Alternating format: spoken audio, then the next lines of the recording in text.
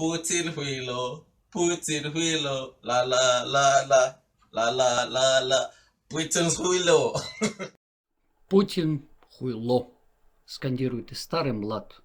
Но давайте попробуем разобраться, действительно ли весь мир считает Владимира Владимировича хуйлом. Не вздумайте переключаться. Видите этот замечательный отель? Называется он «Отель Ла Монтанья Махика» и находится, угадайте где? В чилийском заповеднике Хуйло-Хуйло. Да-да, есть такой на границе с Аргентиной. Я вам даже больше скажу. Здесь есть вулканические пещеры Хуйло-Хуйло, водопады Хуйло-Хуйло, морской клуб Хуйло-Хуйло и даже кемпинг Хуйло-Хуйло. Так что, если будет время, обязательно посетите это замечательное место. Теперь обратимся к литературе. Несколько лет назад болгарский автор под псевдонимом Бациллус Булгарикус выпустил книгу под названием «Путин хуйло и золотая рыбка», в которой высмеял агрессивную внешнюю политику Вальдемара на манер сказки Пушкина. Только вместо злой бабки, которая хотела стать владычицей морскою, он показал Вовку, ненасытного до чужих земель. На самом деле это не книжка, а такой небольшой рассказ. Можете почитать на досуге, если вам интересно. То, что больше всего мне понравилось в этом рассказе, это как придворные Путина к нему обращались. «О, Путин! О, хуйло!»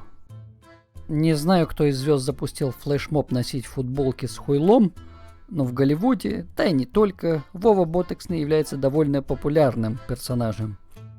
Джордж Клуни, Джим Керри и Джонни Депп не дадут соврать. Хотя, в принципе, и другие звезды носят футболки с изображением Вальдемара. Я тоже решил не отставать и, как можете заметить, приобрел футболку с такой же надписью. Я ее надеваю в особых случаях. Перейдем к астрономии. Украинские фанаты прославили Вовку на всю планету, а украинские же астрономы сделали из него звезду вселенского масштаба, в буквальном смысле. В 2014 году команда украинских астрономов дала название звезде KIC, вот это то, что вы видите на экране, Путин хуйло. Перефразируя слова Нила Армстронга, маленький шаг для хуйла, большой шаг для всего человечества. Следующий момент. После обстрела парижской редакции журнала Шарли Эбдо многие люди выходили с плакатами «Je suis Charlie», что в переводе с французского означает «Я Шарли». Так они решили выразить солидарность с погибшими. Наш залупенфюрер решил не отставать и вышел с плакатом «Je suis хуйло», что в переводе означает «ну вы поняли, да?». Его переводчица с французского, видимо, училась у Мутко. Хоть бы нашел кого-нибудь другого, кто бы перевел ему, не позорился бы. Если вы откроете на Википедии статью «Путин хуйло», вы увидите, что она переведена на несколько языков. Немецкий, английский, испанский, болгарский, арабский и так далее, и так далее. В русской версии этой статьи, по-моему, раньше даже не было, но это не точно. Самое смешное, что эта статья есть и на китайском. Правда, по-китайски это звучит немножечко помягче. Пудин шага шадзи. Шадзи означает придурок или болван.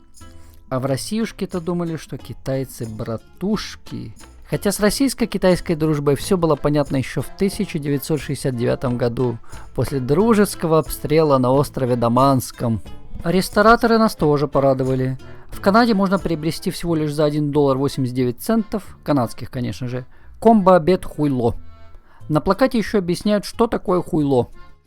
Цитирую. Хуйло is a person who cannot be trusted, but he's full of shit and he knows that, but still behaves like he does believe in his words. Что в переводе означает: хуйло — это человек, которому нельзя доверять, который полон дерьма, и он это знает, но все равно ведет себя так, как будто он сам верит в свои собственные слова. Класс. Помимо блюд, вы можете насладиться также напитками, которые посвящены нашему чемоданоносцу. Пивовары, в этом случае тоже украинские, выпускают пиво «Владимир Хуйло» с изображением вождя в неглиже, у которого на голове, я извиняюсь за выражение, пилотка, с татухами куполов, ну, Кремля, конечно же.